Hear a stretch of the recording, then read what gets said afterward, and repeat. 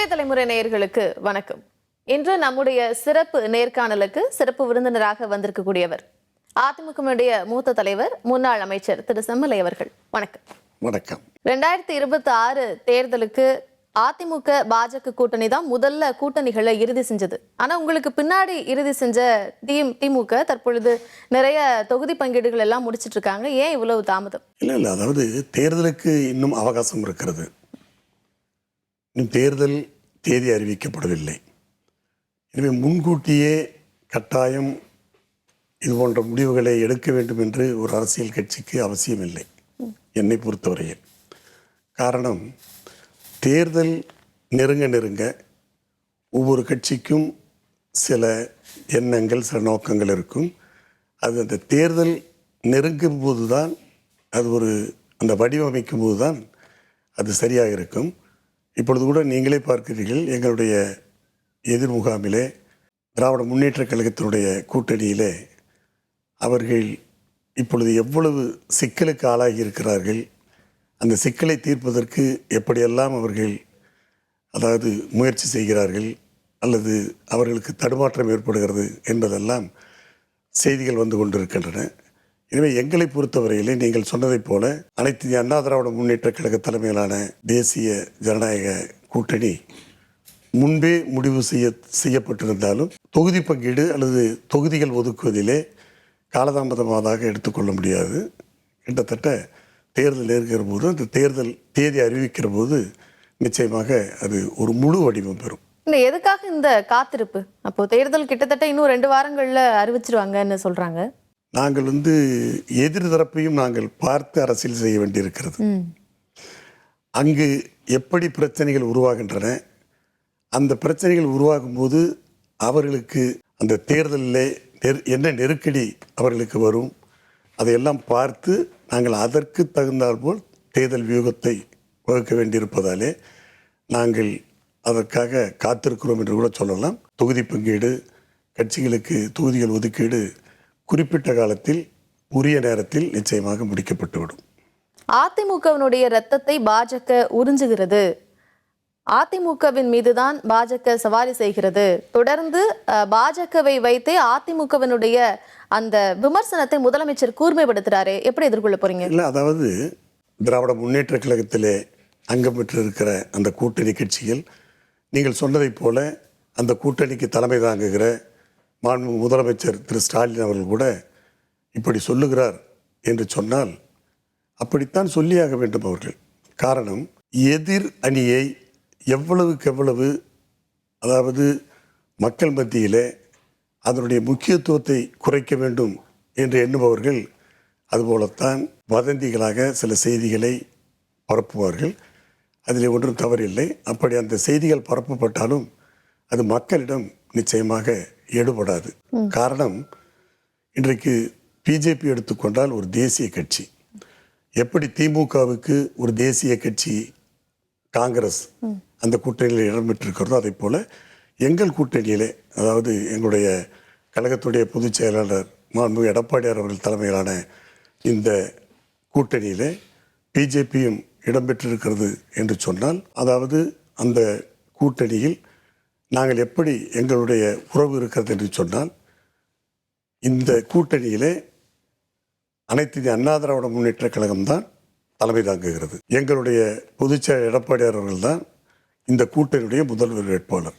அப்படித்தான் இந்த கூட்டணியிலே தேசிய கட்சியான பிஜேபி அதனுடைய தலைவர்கள் எல்லாம் இன்றைக்கு வெளிப்படையாக சொல்லி இருக்கிறார். பாஜகவை தொடர்ந்து முதலமைச்சர் விமர்சிக்கிறாரு, பாஜக வைத்துதான் அதிமுகவையும் விமர்சிக்கிறார். எப்படி விமர்சிக்கிறாருன்னா, பாஜக எந்த பிராந்தியத்துக்குமே நல்லது செய்யல, நிதிஷ்குமாரனுடைய நிலையை பாருங்க, அவருடைய நிலை தான் நாளைக்கு எடப்பாடியாருக்கும் வரும்னு சொல்றாரு. அதை பற்றி அவர் கவலைப்பட வேண்டிய அவசியம் இல்லை.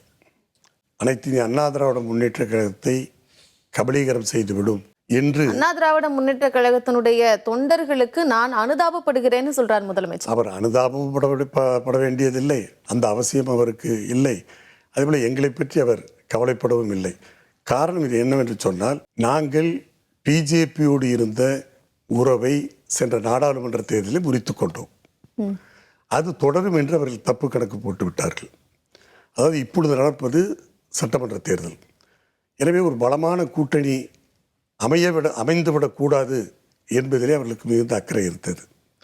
எப்பொழுதுமே எதிரி பலகீனமாக இருந்தால்தான் ஒரு வீரனுக்கு வெற்றி கிடைக்கும் என்ற அந்த அடிப்படையில் அவர்கள் கணக்கு போட்டார்கள். ஆனால் இன்றைக்கு ஒரு தேசிய கட்சியான அதுவும் மத்தியிலே ஆளுகிற பாரதிய ஜனதா கட்சி எங்களோடு இந்த கூட்டணியிலே அங்கம் பெற்றிருக்கிறது. அதுவும் இன்னும் சொல்லப்போனால் பிஜேபி மத்தியில் மட்டும் ஆட்சியில் இல்லை, 17 மாநிலங்களிலே ஆளுங்கட்சியாக இருக்கிறது. எனவே இது மிகப்பெரிய கட்சி, இப்பொழுது கணிசமான ஓட்டு வங்கி உள்ள கட்சி என்பதை அனைவரும் ஒத்துக்கொண்டிருக்கிறார்கள். அதனால தான் நாங்களும் பிஜேபியும் சேரமாட்டோம், சேரக்கூடாது, சேர மாட்டார்கள் என்று கணக்கு போட்டு இன்றைக்கு எதிர்பார்த்தார்கள். அந்த எண்ணம் நிறைவேறவில்லை. ஏன் என்று சொன்னால் பிஜேபியோடு நாங்கள் இப்பொழுது கூட்டணி அமைத்திருக்கிறோம். அதுவும் இப்பொழுது தமிழ்நாட்டில் ஒரு அடுத்த நிலையிலே ஒரு பெரிய கட்சியாக இருக்கிற பாமகவோடு நாங்கள் கூட்டணி வைத்திருக்கிறோம். எனவே 3 பெரிய கட்சிகள் இன்றைக்கு எங்களோடு கூட்டணியில் இருப்பதாலே அவர்களுக்கு கொஞ்சம் பயம். திமுக கூட்டணி எடுத்துக்கொண்டால் திமுக மட்டும்தான் ஒரு பெரிய கட்சி, மற்றவர்களெல்லாம் அதை நம்பி இருக்கிற அல்லது அதை அனுசரித்து செல்லுகிற சிறிய கட்சிகள் தான். எனவே ஒரு 3 பெரிய கட்சிகள் எங்களுடைய அணியில் இடம்பெற்றிருப்பதாலே அவர்களுக்கு கொஞ்சம் பயம் வந்துவிட்டது. தேர்தலை எப்படி எதிர்கொள்வது, அவர்களை எப்படி அவர்களுக்கு ஈடு கொடுப்பது என்ற அந்த பயத்தில் தான் இது போன்ற வார்த்தைகள் நம்முடைய திராவிட முன்னேற்றக் கழகத்திய தலைவரும் முதலமைச்சருமாக இருக்கிற திரு ஸ்டாலின் அவர்களுக்கு ஏற்பட்டு இருக்கிறது. அது ஒரு அச்சம் காரணமாகத்தான் அந்த வார்த்தைகள் வெளிவருகிறதே தவிர எங்களை ரத்தத்தை உறிஞ்சுகிற அளவிலோ அல்லது பிஜேபி எங்களை கபலீகரம் செய்கிற அளவிலோ நிச்சயமாக அந்த கட்சி இருக்காது. இருக்காதா? அதிமுக பலமாக இருக்குதா? இல்லை, இந்த கூட்டணிக்கு தலைமையே அதிமுக என்கிற போது நாங்கள் தான் பலமான கட்சி. இன்னும் சொல்லப்போனால் நீங்களே கூட சொன்னீர்கள், அதாவது நிதிஷ்குமாரை உதாரணம் காட்டினீர்கள். அது சில மாநிலங்களுக்கு வேண்டுமானால் பொருந்தும். அதாவது இந்தி பேசுகிற மாநிலங்கள், வட மாநிலங்கள், அப்படித்தான் அவர்கள் அந்த நீங்கள் சொல்லுகிற அந்த உதாரணம் அல்லது திமுக தலைவர் சொல்லுகிற உதாரணம் பொருந்தும்.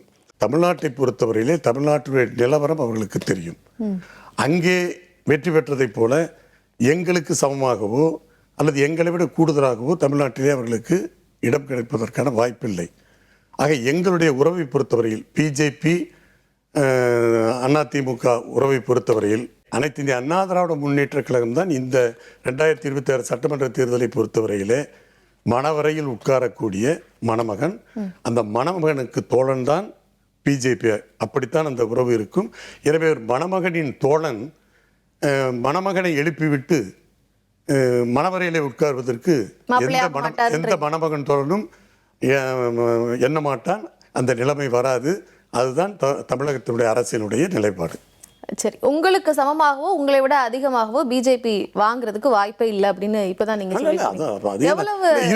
தொகுதி பங்கீட்டுல எவ்வளவு இருக்க வாய்ப்பு இருக்கு? அவர்களுக்கு உரிய இடம் கொடுக்கப்படும். நிறைய நம்பர்ஸ் எல்லாம் வருது, கணிப்புகளாக 65 வருது, 59 வருது. அவங்க கேட்கறதுல தப்பே கிடையாது. ஏன்னா ஒரு தேசிய கட்சி, நான் தான் சொன்னேன்ல 1984 இங்கே பாஜக பலமா இருக்கு அப்படிங்கறதுலாம் நிறைய கேட்கலாம், நிறைய கொடுக்கறதுக்கான வாய்ப்பு. அதாவது அவர்கள் கேட்பதிலே தவறில்லை. நீங்க திராவிட முன்னேற்ற கழகத்தினுடைய கூட்டணியில் எடுத்துக்கொள்ளுங்கள். சாதாரணமாக 0.5% உள்ள கட்சிகள் கூட அதாவது ராஜ்யசபாவுக்கு ஆசைப்படுகிறது, இரட்டை இலக்கத்திலே எங்களுக்கு வேண்டும் என்று கேட்கிறார்கள். அதுபோல 1%, 2%, 1%, 2% இருக்கிற கட்சிகள் கூட இரட்டை இலக்கத்திலே கேட்கிறார்கள். ஏன் என்று சொன்னால் எங்களுக்கு கட்சிக்கு அங்கீகாரம் வேண்டும் என்ற நிலைமையிலே திராவிட முன்னேற்ற கழகத்தில் கூட அப்படிப்பட்ட இந்த கிளைம் அவங்களுடைய எதிர்பார்ப்பு இருக்கிறது. அதில் தவறில்லை. ஒவ்வொரு கட்சிக்கும் தங்களுக்கு அதிக சட்டமன்ற உறுப்பினர் அந்த மனதும் அதிமுக இருக்கா? நிறைய கொடுக்கறதுக்கான மனதும் இருக்கா? இல்ல, அதான் நான் சொல்றேன். அதாவது அவர்களுக்கு உரிய இடத்தை எங்களுடைய பொதுச் செயலாளர் நிச்சயமாக வழங்குவார். எங்களுக்குள் அந்த சீட் ஷேரிங், அந்த தொகுதி பங்கீட்டிலோ அல்லது தொகுதி ஒதுக்குவதிலோ அனைத்து இந்திய அண்ணா திராவிட முன்னேற்ற கழகத்திற்கும் பாரதிய ஜனதா கட்சிக்கும் எந்த பிரச்சனையும் இருக்காது. காரணம், அவர்களுக்கென்று வெற்றி பெற வாய்ப்பு பிரச்சனை இல்லைன்னா இந்நேரம் அதை பண்ணிருக்கணுமே. அதுதான் சொல்றேன். அதாவது எதிர் முகாமையும் நாங்க பார்க்கணும். அவங்க யாரை கிட்டத்தட்ட முடிச்சிட்டாங்களே. இல்ல கிட்ட முடியல ஏங்க. இனிமேல் தான் பிரச்சனையே ரொம்ப பெரிய ஆரம்பமாகுது. பெரிய பிரச்சனையாக ஒரு பிரச்சனையும் சொல்லிருக்கக்கூடிய இல்லை. காங்கிரஸ் அதாவது கூட ஓரளவு பேசி முடிச்சிட்டாங்க. அது பிரச்சனை நீங்க சொல்றீங்க. அதாவது பிரச்சனை இல்லைன்னு சொல்றீங்க. இனிமேல் தான் அவங்க பிரச்சனையே உருவாகுது. மதிமுக முடிச்சிருக்காங்க, இன்னும் விசிக முடிக்கல, கம்யூனிஸ்ட் 2 இயக்கங்களும் முடிக்கல. ஆக இனிமேல் தான் அங்க பிரச்சனையே ஆரம்பமாகுது. அதுக்காக தான் we are waiting, wait and சீக்கிர இதில் இருக்கு. அவங்க இறுதி செய்யறதுக்காக wait ஏன்னா நான் ஒன்று உங்களுக்கு சொல்றேன், உங்களுக்கு தெரியாதில்ல. திமுக இந்த தேர்தலை பொறுத்தவரையில், அதாவது இந்த தேர்தல் 2026 தேர்தலை பொறுத்தவரையில் தமிழ்நாட்டில் ஒரு வித்தியாசமான தேர்தலாகத்தான் இது இருக்கும். காரணம், என்னை பொறுத்தவரையில் நான் 1977 பொது தேர்தலிலிருந்து நான் போட்டியிடுகிறேன். 8 முறைக்கு மேலாக நான் போட்டியிட்டு சட்டமன்ற உறுப்பினராக, நாடாளுமன்ற உறுப்பினராக, அமைச்சராக எல்லாம் இருந்திருக்கிறேன்.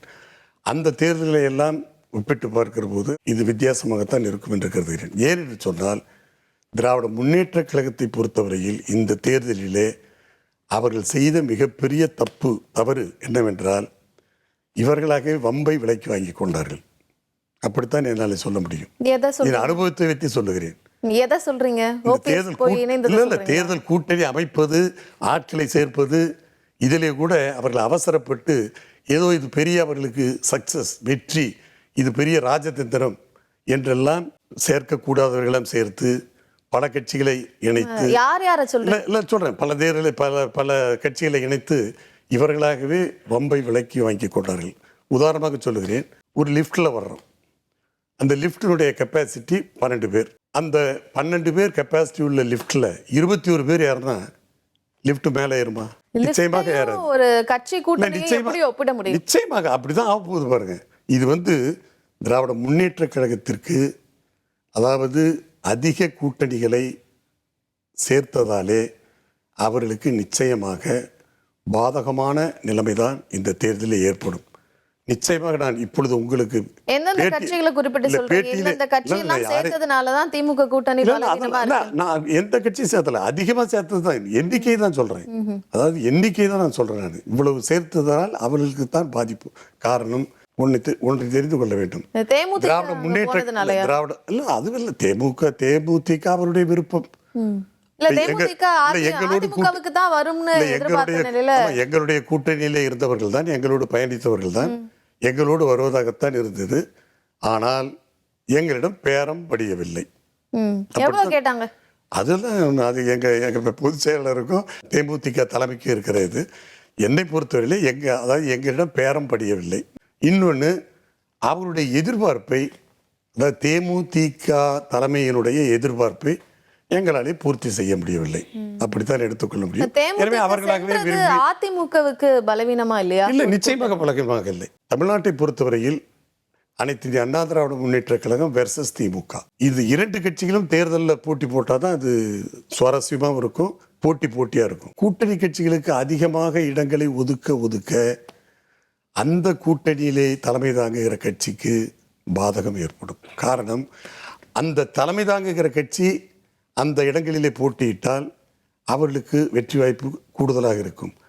ஆனால் அதையே பங்கு பிரித்து மற்ற கூட்டணி கட்சிகளுக்கு கொடுக்கிற போது அந்த திமுக கட்சியிலே, அந்த தொகுதியிலே, அந்த மாவட்டங்களிலே ஆண்டாண்டு காலமாக உழைத்த அந்த திமுக நிர்வாகிகளுக்கு ஒரு மனச்சோர்வு ஏற்படும். எனவே அந்த மனச்சோர்வு தேர்தலை எதிரொலிக்கும்.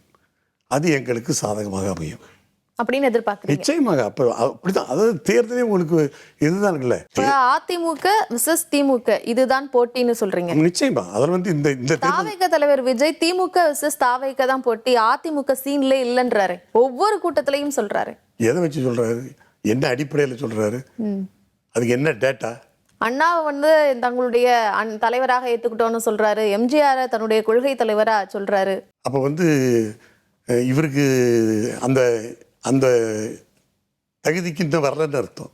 அதான் அண்ணாவை காட்டி, புரட்சி தலைவர் எம்ஜிஆரை காட்டி, இவங்களை காட்டி இவர் கட்சி வளர்க்குறாருன்னா, இவர் சுயமாக தன்னுடைய தலைமையை நம்பி கட்சி வளர்த்தல் தான் அர்த்தம்.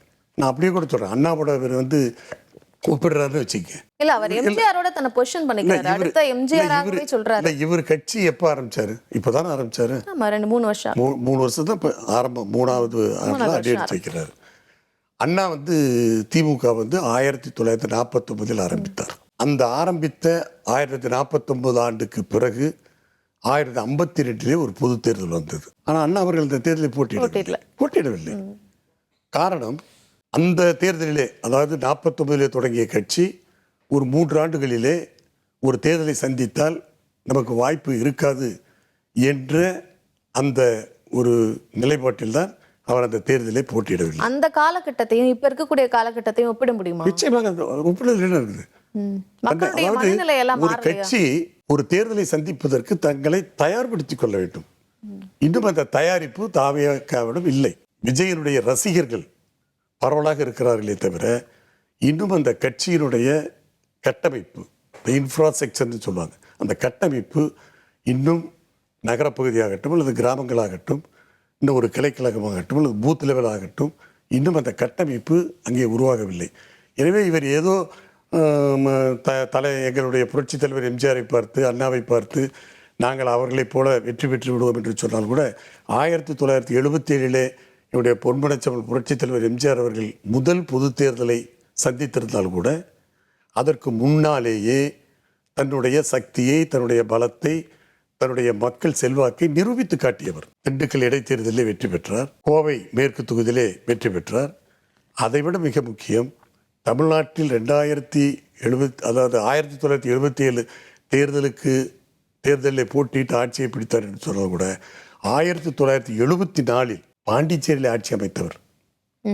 இங்கே தமிழ்நாட்டிலே ஆட்சியை பிடிப்பதற்கு முன்னால் பாண்டிச்சேரியில் அனைத்து இந்திய அண்ணா திராவிட முன்னேற்ற கழக ஆட்சியை அமைத்தவர். அப்படி பல நேரங்களிலே அவர் செல்வாக்கை நிரூபித்திருக்கிறார். ஆனால் தாவேக்காவை பொறுத்தவரையில் இப்பொழுதுதான் கட்சி துவக்கப்பட்டிருக்கிறது. இன்னும் தங்களை பலப்படுத்திக் கொள்ளவில்லை. தங்களுடைய அனுபவம் இல்லை, தேர்தல் அனுபவம் இல்லை. எனவே அவர்கள் ஏதோ ஆசைப்பட்டு நாங்கள் தான் திமுகவுக்கு நேரடி போட்டி, அண்ணா திமுக இல்லை என்று சொன்னால் ஏதோ ஒரு கற்பனை உலகத்திலே இருப்பதாகத்தான் என்னாலே கருத முடியும். அதாவது தமிழ்நாட்டிலே அண்ணா திமுகவை ஒதுக்கி வைத்துவிட்டு ஒரு அரசியல் களத்தை சந்திப்பதற்காக ஒரு தலைவர் இருக்கிறார் என்று சொன்னால் அவர் கும்பகரன் தூக்கத்திலிருந்து இப்பொழுதுதான் விழித்திருக்கிறார் என்பதைத்தான் என்னால் சொல்ல முடியும். ஆக தமிழகத்தினுடைய அரசியலை பற்றி அவர் தெரியாதவராகத்தான் இருப்பார். அதாவது 31 ஆண்டு காலம் அனைத்து இந்திய அண்ணா திராவிட முன்னேற்ற கழகம் தமிழகத்தை ஆண்ட கட்சி. திமுக இப்பொழுது ஆளுகிற திமுகவை 7 முறை அனைத்து இந்திய அண்ணா திராவிட முன்னேற்ற கழகம் தோற்கடித்திருக்கிறது. சரி, அதிமுகவும் பாஜகவும் கூட்டணி எல்லாம் இறுதி பண்ணியாச்சு, ஆனாலும் இன்னும் ஏன் ஷீட் சரியா வரல அப்படின்னு கேட்டதுக்கு அதுக்கு ஒரு காலதாமதம் ஆகுது அப்படின்னு காலதாமதம் சொல்லலாம். அதாவது முந்தைய சொன்ன சில காரணங்களை சொல்லுங்க. புதிய கட்சிகள் ஏதாவது வருவதற்கு வாய்ப்பு இருக்கா? இன்னும் வரலாம், நிச்சயமாக வரலாம், வருவதற்கான வாய்ப்பு இருக்கு. இன்னும் அதுக்கான கதவு திறந்ததா? அதாவது எங்களுடைய பொதுச் செயலாளர் மாண்பு எடப்பாடியார் அவர்களை பொறுத்தவரையில் தெளிவாக சொல்லியிருக்கிறார்.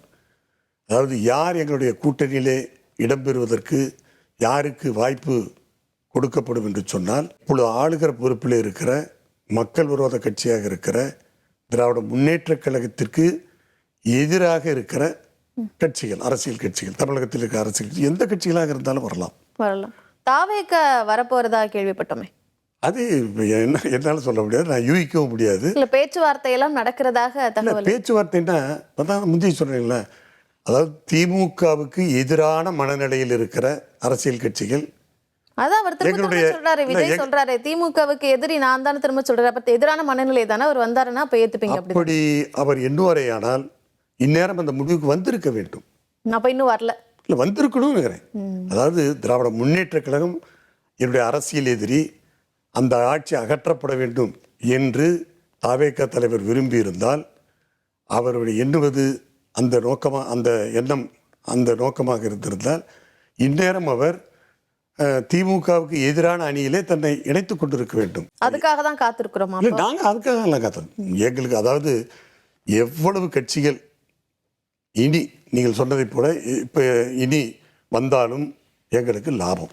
அவர் திமுகவை எதிரி கட்சின்னு சொல்றாரு, அந்த ஒரு காரணம் மட்டும் போதுமா? ஏன்னா எப்பவுமே அதிமுகவை ஊழல் கட்சின்னு சொல்லியிருக்கிறாரு, பாஜகவை கொள்கை எதிரின்னு சொல்றாரு. அப்படி இருக்கக்கூடிய பட்சத்துல அவர் இந்த கூட்டணியில சேர்றத எப்படி மக்கள் ஏத்துப்பாங்க? ஊழல் கட்சி என்று அரசியலுக்காக வேண்டுமானால் பேசலாம், அதாவது சித்தாந்த எதிரி என்று பாஜகவை சொல்லலாம். சித்தாந்த எதிரி என்று எந்த அடிப்படையில் அவர் சொல்லுகிறார்? இல்ல, அவர் கொள்கை எதிரின்னு அவர் நான் ஆரம்பத்துல சொல்றேன். இருந்தே சொல்லிட்டார். கொள்கை எதிரி பாஜக, அரசியல் எதிரி திமுகன்னு சொல்லிட்டார். அரசியல் எதிரி திமுக என்று சொன்னால் எதனால் திமுகவை எதிர்க்கிறார் என்பதற்கான காரணத்தை சொல்ல வேண்டும். அது அவர் சொல்ல வேண்டும். அதே மாதிரி சித்தாந்த எதிரி, கொள்கை எதிரி என்று சொன்னால் அந்த பாஜக எந்தெந்த கொள்கையிலே மாறுபடுகிறது அல்லது இவருக்கு எந்த கொள்கை பிடிக்கவில்லை என்று சொல்லலாம்.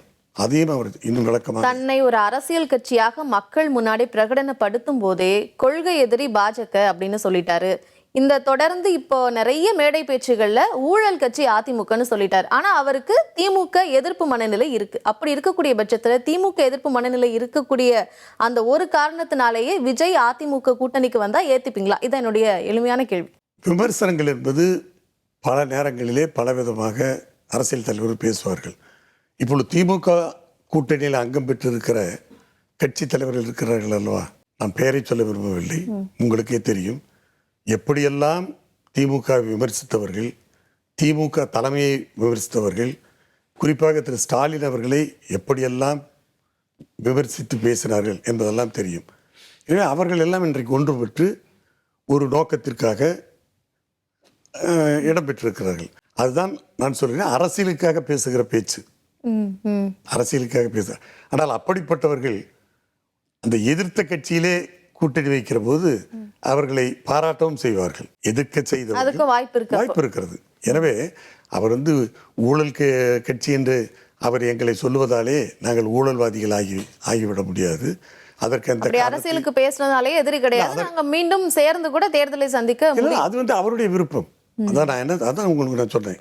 இப்பொழுது எங்களுடைய கூட்டணியில் அங்கம் பெற்று இருக்கிற அந்த கட்சிகளே எங்களுடைய வெற்றி வாய்ப்புக்கு போதுமானதாக இருக்கிறது. அது தேவைக்கு அதிகமாக இருக்கிறது. ஏன்னா திமுக ஓவர்லோட் ஆகக்கூடாதுன்னு நினைக்கிறோம். இதுவே போதும். அதாவது அந்த வாக்குகள் பிரியக்கூடாது. திமுகவுக்கு எதிரான வாக்குகள் பிரிந்தால் அது அவர்களுக்கு திமுகவுக்கு சாதகமாகிவிடக்கூடாது என்பதற்காக வந்தவர்களை வரவேற்கவும் நாங்கள் காத்து. விஜயனுடைய வருகை சில வாக்குகளை பிரிக்கும் தானே, அது திமுக எதிர்ப்பு வாக்குகளும் இருக்குதானே இருக்கும். அதாவது அப்ப அந்த வாக்கு பிரியக்கூடாதுன்னு நினைக்கிறீங்களா? இல்ல, அதாவது தாவேகாவை பொறுத்தவரையிலே என்னுடைய கணிப்பு அனுமானம் என்னவென்று சொன்னால், அவர் ஒரு ஸ்பான்சர் அல்ல, அவர் ஸ்பாய்லர் தான். யாருக்கு ஸ்பாய்லர் என்று சொன்னால், உங்களை போன்றவர்கள் அல்லது ஊடகங்களிலே பத்திரிகையாளர்கள், ஊடகவியாளர்கள் என்ன சொல்கிறார் சொன்னால், ஏதோ அதிமுகவுக்கு மட்டும்தான் அவரால் பாதிப்பு ஏற்படுத்த முடியும் என்பதைப் போல ஒரு கருத்தை சொல்லிக் கொண்டிருக்கிறார்கள். ஆனால் அதுவல்ல உண்மை. அவரால் சில பிரிவினரை நம்பி அவர் கட்சியை நடத்தி கொண்டிருக்கிறார். தன்னுடைய கட்சிக்கு ஒரு சில பிரிவிலிருந்து ஒரு சில பிரிவினரிடமிருந்து தனக்கு ஆதரவு கிடைக்கும் என்று எதிர்பார்த்திருக்கிறார். இப்பொழுது கூட 2 தொகுதியிலே நிற்பதாக பேச்சடிவிடுகிறது. அந்த தொகுதியிலே நீங்கள் ஆராய்ந்து பார்த்தால் அந்த காரணம் உங்களுக்கு புரிந்துவிடும். நான் அதை விளக்க வேண்டிய அவசியம் இல்லை. அதாவது ஒரு சாராரை, ஒரு பிரிவினரை நம்பி அவர் தேர்தலில் போட்டியிடுவதற்கு அவர் தன்னை தயார்படுத்தி கொண்டிருக்கிறார். ஏதோ ஒரு பிரிவினரை மட்டும் வைத்துக்கொண்டு தேர்தலில் வெற்றி பெற முடியாது.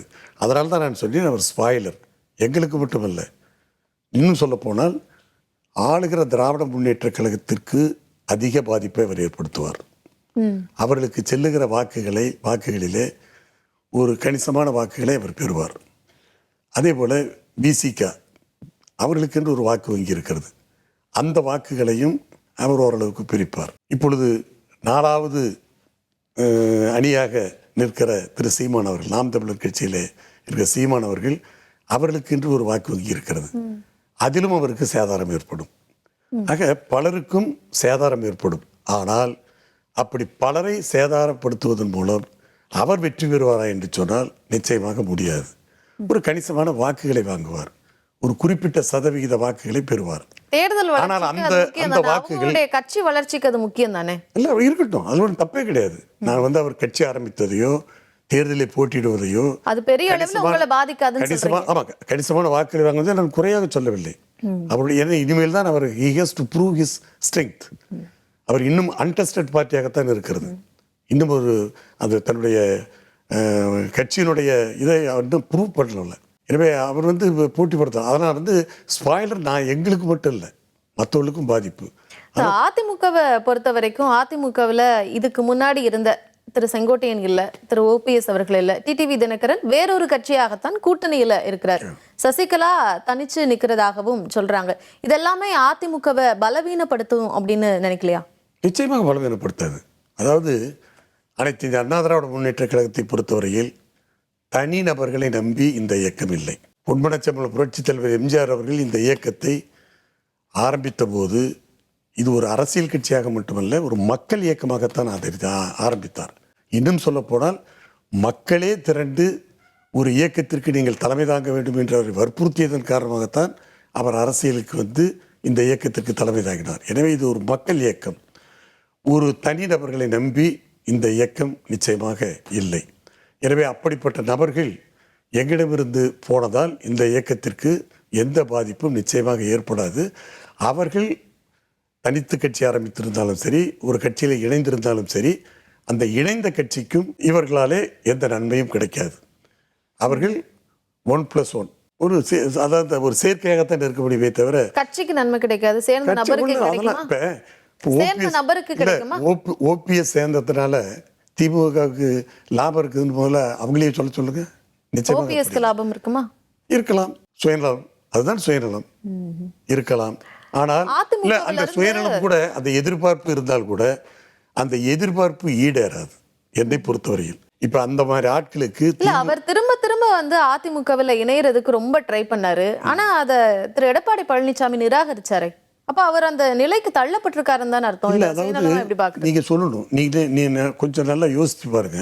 எங்களுடைய பொதுச் செயலாளர் எடப்பாடியார் அவர்கள் எவ்வளவு தீர்க்கதரிசி என்பது இவர் எடுத்த முடிவிலிருந்து தெரியும். சில பேர் கூட பொதுவாக சொன்னார்கள், ஏன் சேர்க்கலாமே. கட்சியிலிருந்து நீக்கினப்போ அவர் பாஜகவினுடைய ஆளுன்னு சொன்னாங்க. அந்த விமர்சனம் இருந்தது. இப்போ அவர் பாஜகவை நம்பி இருந்தார். ஆனால் அவர்கள் இவருடைய எண்ணத்தை புரிந்து கொண்டோ அல்லது இவருக்கு உதவுவது தேவையற்றது அல்லது இவருடைய எதிர்பார்ப்பு கொஞ்சம் அதிகமாக இருக்கிறது, எனவே இவரை ஆதரிப்பதிலே அல்லது இவருக்கு உதவி செய்வதிலே எந்த பிரயோஜனமும் இல்லை என்று அவர் கைவிட்டு இருக்கலாம். பாஜக.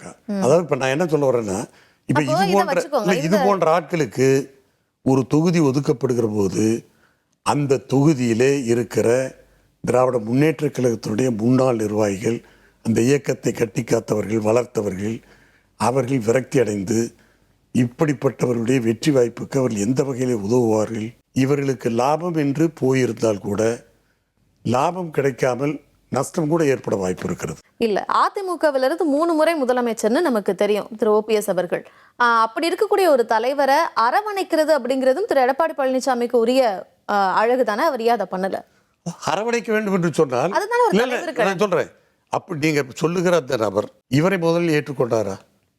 பொதுச்செயலாளர் ஏற்றுக்கொண்டாரா? தலைவரை ஏற்றுக்கொண்டாரா? சேர்கிறோம் என்று சொல்லிவிட்டு கூட என்ன கண்டிஷன் போட்டார், என்ன நிபந்தனை விதித்தார்? பொதுச் செயலாளர் தேர்வை ரத்து செய்ய வேண்டும், மீண்டும் பழைய விதிகளை கொண்டு வர வேண்டும், புது தேர்தல் நடத்த வேண்டும் என்று சொன்னால் என்ன அர்த்தம்? ஆக பொதுச் செயலாளரை இவருக்கு பிடிக்கவில்லை, பொதுச் செயலாளருடைய பதவியிலிருந்து இவரை இறக்க வேண்டும்.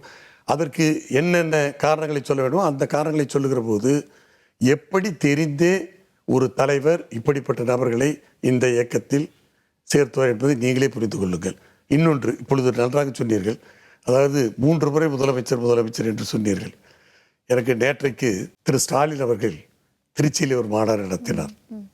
அந்த மாநாட்டிலே இவரை உட்கார வைத்துக்கொண்டு, நீங்கள் சொல்லுகிற அவரை உட்கார வைத்துக்கொண்டு என்ன செய்தார் என்று சொன்னார் என்று சொன்னால், ஏதோ அவர், அதாவது ரொம்ப கிளவரா கலைஞர் அவர்கள், எம்ஜிஆர் அவர்கள், ஜெயலலிதா அவர்கள் தன்னையும் சேர்த்துக்கொண்டு 4 முதலமைச்சர்களும் மக்களால் தேர்ந்தெடுக்கப்பட்டவர் என்று சொல்லி எங்களுடைய பொதுச் செயலாளர் எடப்பாடியார் அவர்களை 4.5 ஆண்டு காலம் முதலமைச்சராக இருந்ததை மக்களால் தேர்ந்தெடுக்கப்படாத முதலமைச்சர் என்று அவரை ஏதோ சுட்டிக்காட்டி அவருக்கு ஒரு அவரை குறித்து சொல்ல வேண்டும் என்பதற்காக அந்த கருத்தை சொன்னார். ஆனால் அந்த மேடையில் உட்கார்ந்திருந்தவர் யார்? திரு ஓபிஎஸ் அவர்கள். ஆக அவருக்கும் அது பொருத்தமல்லவா?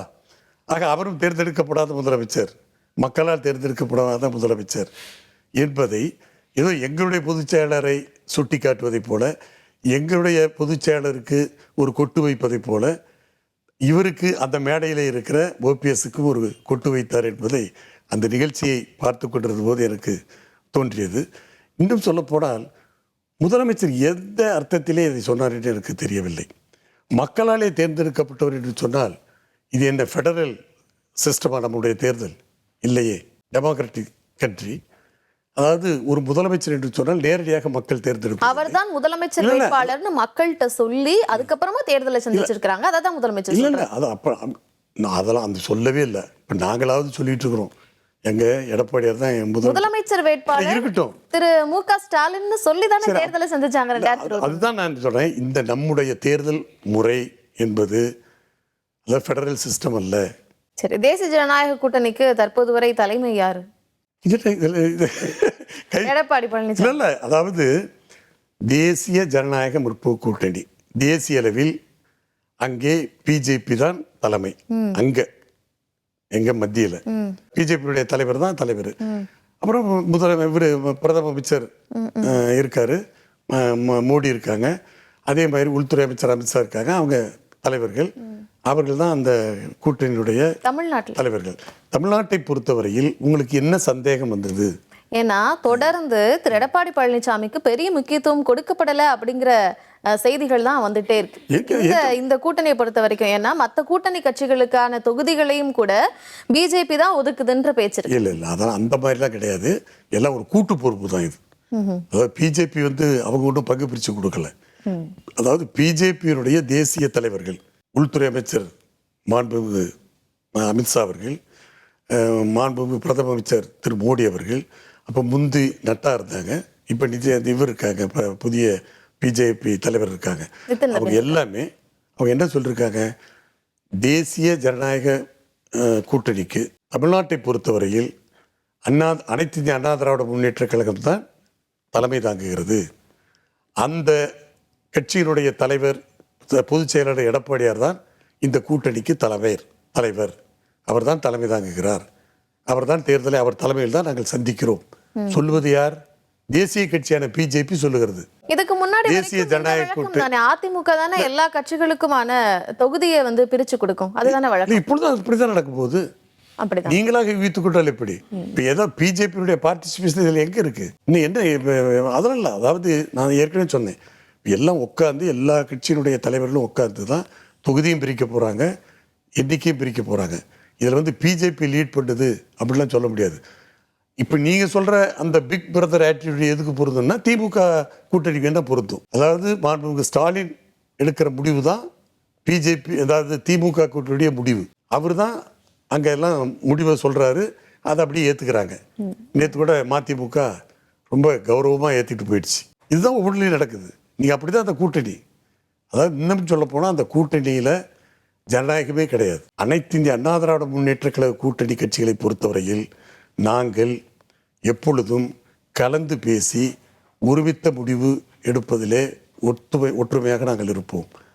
எங்கள் இதில் பிக் பிரதர் ஆட்டிடியூடு அல்லது இதில் சட்டாம்பிள்ளையெல்லாம் இங்கே கிடையாது. நாங்கள் எப்பொழுதும் ஒரு தோழமை உணர்வோடு ஒருவருக்கு ஒரு சம வாய்ப்பு சமநிலைமையோடு நாங்கள் இந்த தேர்தலை சந்திக்கிறோம். தவிர அந்த கூட்டணியில் இருக்கிற அந்த குளறுபடிகள், அந்த கூட்டணியில் இருக்கிற அந்த பல சிக்கல்கள், இப்போ நீங்கள் கூட ஏன் நீங்கள் இவ்வளோ காலதாமதம் பண்ணுறங்கிறதுக்கு அதை நாங்கள் எதிர்பார்த்துக்கிட்டு இருக்கிறோம். இன்னும் அங்கே எவ்வளோ குழப்பம் ஏற்படுதோ, என்னென்ன நடக்குதோ அதெல்லாம் நாங்கள் எங்கள் தேர்தல் தானே சாதகப்படுத்திக்கிறது தானே. அதாவது எதிரியினுடைய பலகீனம் ஒரு வீரனுக்கு பலமாக அமையும். அவங்களுக்கு அந்த தேர்தல் உடன்பாட்டில் அந்த கூட்டணியில் சில குழப்பங்கள் வருகிற போது அது எங்களுடைய கூட்டணிக்கு சாதகமாக பயன்படுத்தி கொள்வதற்கு நாங்கள் காத்திருக்கிறோம். அந்த காத்திருப்பின் மூலம் எங்களுக்கு நிச்சயமாக இந்த கூட்டணிக்கு நல்ல வெற்றியை கொடுக்கும் என்று நான் கருதுகிறேன்.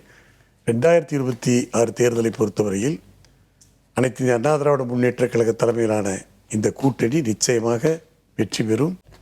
இவ்வளவு நேரம் வந்திருந்து நிறைய கருத்துக்களை பகிர்ந்து கொண்டமைக்கு நன்றி.